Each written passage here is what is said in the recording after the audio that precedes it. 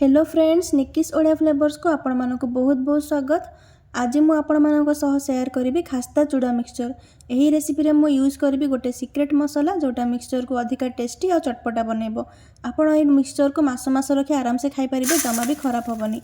Sound रो तो आपण जानि पारुथिबे एटा केते खास्ता बनिची और बिल्कुल ऑयली भी नुहे। तो वीडियो को शेष जाए देखंतु। एबे चलंतु वीडियो बनैबा स्टार्ट करबा। चूड़ा मिक्सचर बनाया मुझे 500 ग्राम चूड़ा नहीं मुझे मोटा चूड़ा यूज करुच्ची, किंतु आपण चाहिए पतला चूड़ा भी ये नहीं पारे। तो चूड़ारे अधिक डस्ट थाए, तो प्रथम आम कौन करवा चूड़ा को ये चलै नवा, जहाँफल जहाँ भी डस्ट थी से क्लीन हो चूड़ा मिक्सचर खायापी बहुत भल अल्प अल्प कर चूड़ा को चलै नवा। तो मुझे सब चूड़ा को भल भाव चलै नहीं।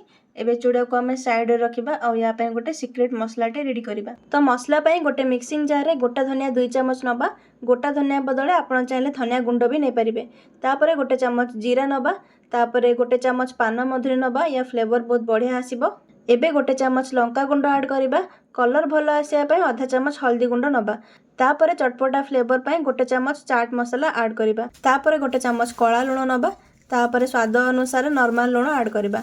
तो फ्रेंड्स एबे यही सब मसला को मिक्स करके गोटे फाइन पाउडरटे बनै नवा। एपटे देखंतु फ्राए करने तेल को गरम कर नहीं। तेल एबे हल्का गरम अच्छी। तो प्रथम आम लो फ्लेम रे जो जिनस गुड़ा को फ्राए हम ताको आग फ्राए कर नवा। तो मु गोटे कप बादाम नहीं। एबे बादाम को लो फ्लेम रे फ्राए करवा। सब जिनस को आम जदि फ्राए करके बनइबा ताहले चूड़ा मिक्सचर मास मास रखी खाई परिबे, मिक्सचर जमा भी खराब होबनी। तो एबे देखंतु बादाम कलर ब्राउन हो आसलानी। एबे आको तेलरू बाहर कर नवा। तापर टिश्यू पेपर ऊपर रखिबा, जहाँ भी एक्स्ट्रा तेल थिबो सेटा टिश्यू पेपर ऑब्जर्व कर नबो। तापर एबे गोटे कप बुट डाली नबा। फ्राए करबा पूर्व बुट डाली को 2 ରୁ 3 घंटा भिजे रखिबा। भिजवा परे पानी रू भल भाबे छाणीकी कपड़ा रे पोछिकी तार एक्स्ट्रा पानी तक सुखे नबा। एमिति फ्राए कले बुट डाली अधिक टाण लागिबोनी और छुआरू वयस्क लोक माने आराम से एटा खाई परिबे। किंतु जदि डायरेक्ट बुट डाली को तेल रे फ्राए करबा ताहाले सेटा अधिक टाण हे जिवो और खाइबा को मध्ये कंफर्टेबल लागिबोनी। बुट डाली भल भाव फ्राए हो जाइए और कलर मध्य भल आसी जाइए। एबे आको आमे तेलरू बाहर कर नबा। तापर आधा कप काजू नहीं। जदि आपन को ड्राई फ्रूट्स पसंद नहीं तेबे एटा स्किप करि परिबे। एबे काजू को लो फ्लेम रे फ्राए करबा। बस काजूर हल्का कलर चेंज आसपा जाए फ्राए करबा, बेसी फ्राए करबानी।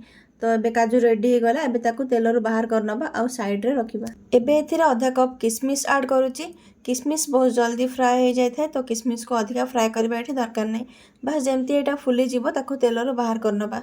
जदि किशमिश खाऊना तेबे एटा को टोटली स्किप कर परिबे। तो एबे देखंतु किशमिश फुली जाइए और भल भाव मते फ्राए हो जाइए। एबे याको एब्जॉर्बमेंट पेपर को बाहर कर नबा। तापर 10-12टा कंचा लंका को काटिकी नहीं आपको मध्य फ्राए कर नबा।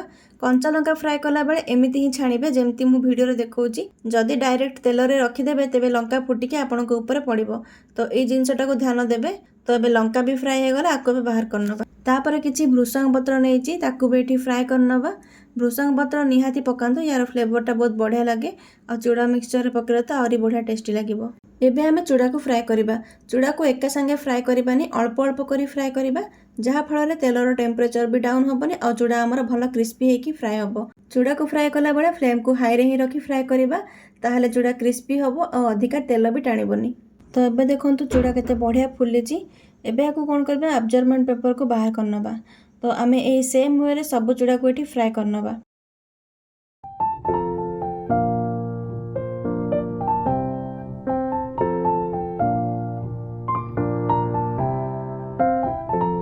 तो एबे देखंतु सब चूड़ा को मुझे भल भाव फ्राए कर नहीं।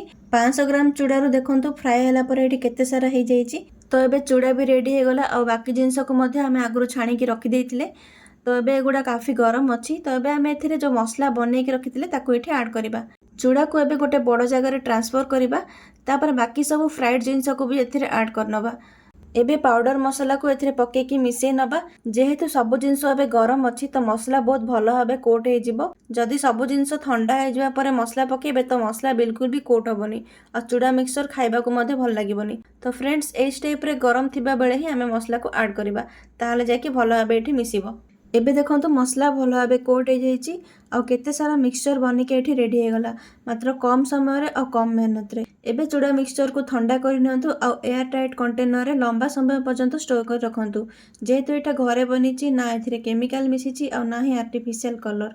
मार्केट रे मिलुथिबा चूड़ा मिक्सचर टू तो एटा बहुत ही टेस्टी लागिबो ଆପଣ ନିହାତି ଥରେ ଏଇଟା ବନେଇକି ଦେଖନ୍ତୁ। ତ फ्रेंड्स जदि भिडियोटी भल लगिला तेबे लाइक कमेंट और शेयर कर दियंतु और जदि मो चैनल को सब्सक्राइब करना तेबे प्लीज सब्सक्राइब कर दियंतु। आपनक फैमिली रिलेटिव फ्रेंड्स समस्त पाखक ए वीडियो को शेयर करंतु। देखा हबो पुणी गोटे नया वीडियो रे। रहिली जय जगन्नाथ।